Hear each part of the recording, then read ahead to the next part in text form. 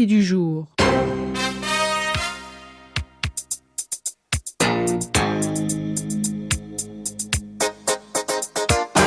Notre invitée du jour est la sœur Kaline Mampouya, religieuse de la congrégation de sœurs de Sainte-Thérèse de l'Enfant Jésus de l'archidiocèse de Kinshasa en République démocratique du Congo. Dans cet entretien que nous vous proposons, la sœur Mampouya nous parle de la diaconie, un service créé par l'archevêque de Kinshasa, le cardinal Fridolin Ambongo, pour venir en aide aux populations vulnérables. Elle commence par nous dire la raison d'être de ce service de charité. On l'écoute. Le service de la diaconie diocésaine a été créé par son éminence, le cardinal Fridolin Ambongo, archevêque métropolitain de Kinshasa, à l'ouverture de l'année pastorale 2019-2020.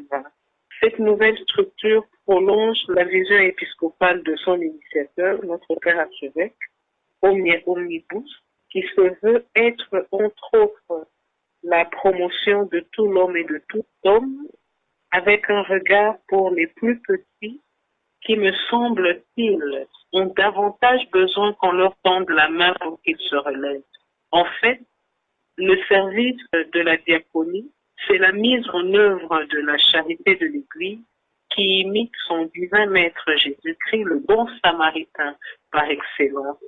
Par conséquent, nos actions se veulent être l'expression de l'amour de Dieu miséricordieux et compatissant, en stimulant chacun de nous compassion, solidarité et partage. Notre service, le service de la diaconie, est finalement une attitude du cœur, une dynamique évangélique en faveur des plus fragiles. Et cette attitude fondatrice est nourrie par cette finale de l'extrait de l'Évangile en Matthieu 25-40, dans lequel Jésus dit: toutes les fois que vous l'avez fait à l'un de ces petits, c'est à moi que vous l'avez fait. En fait, notre service est porté par cette parole de l'Évangile. Avec ces explications, ma sœur, l'on comprend que la diaconie s'inscrit dans la dynamique de rejoindre les populations pauvres, aller dans les périphéries existentielles selon le mot du pape François. Mais ne pensez-vous pas que c'est cela la mission même des Caritas?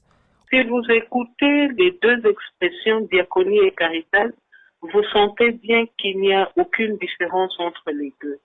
Les deux mots sont, comme j'aime le dire, les doigts d'une même main qui touche le vulnérable. Seulement que la création du service de la diaconie veut toucher avec plus de pression la main tendue du vulnérable. En fait, le service de la diaconie dans le contexte actuel de notre archidiocèse apporte au service de la Caritas une chaleur plus sensible et permanente. Mais il n'y a aucune différence. Ce n'est qu'un prolongement, une manière d'être plus proche des vulnérables, une manière de mieux vivre la mission de la Caritas. Comment aviez-vous accompli votre mission en ce temps de crise sanitaire?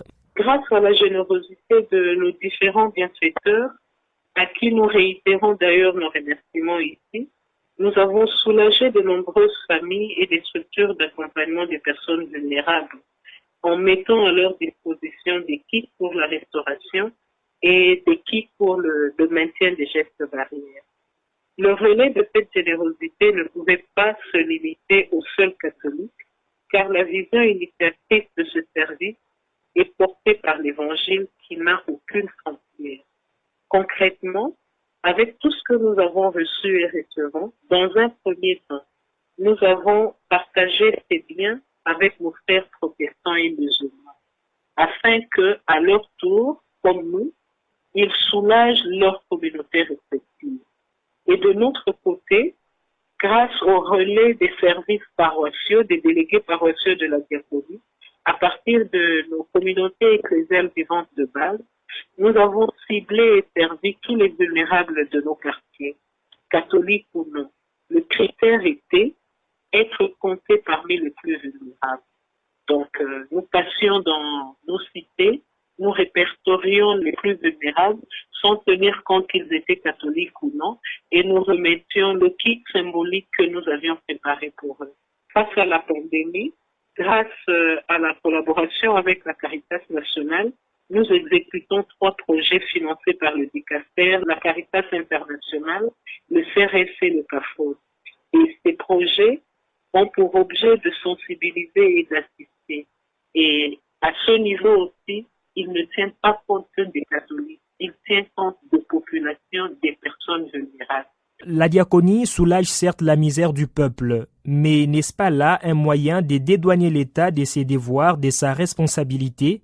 Non, je ne pense pas que l'Église dédouane l'État quand elle soulage des fidèles.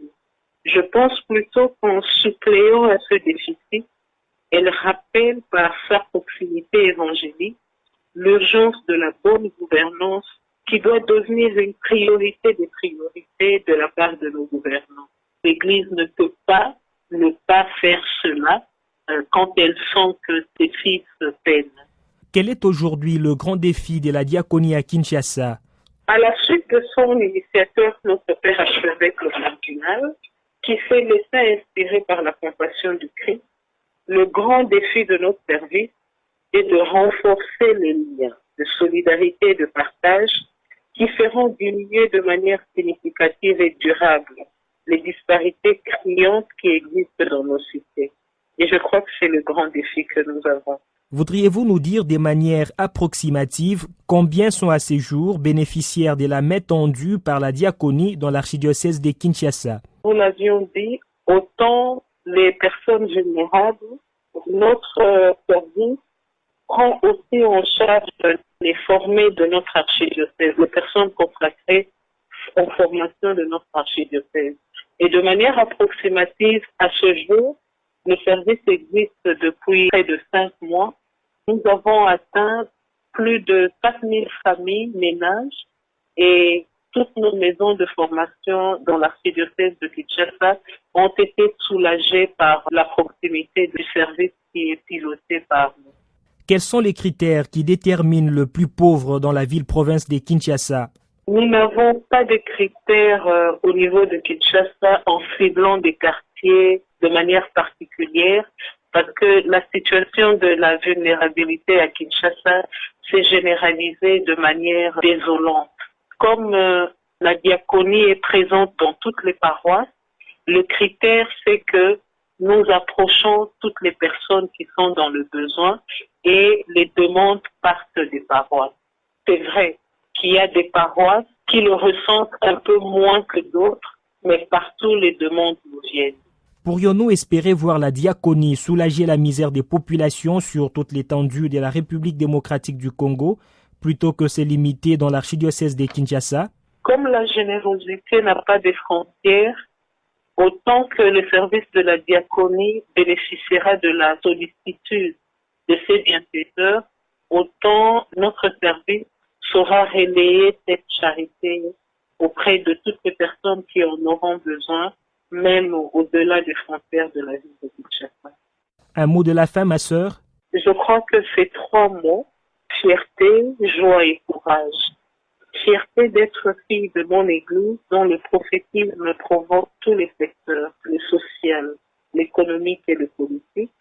Joie d'être un maillon de cette longue chaîne d'amour qui étreint le vulnérable et le petit. Et enfin, courage. Courage à tous. Nous choisissons la meilleure part en étant du côté du plus faible. Et nous avons besoin de beaucoup de courage pour vivre ce prophétie.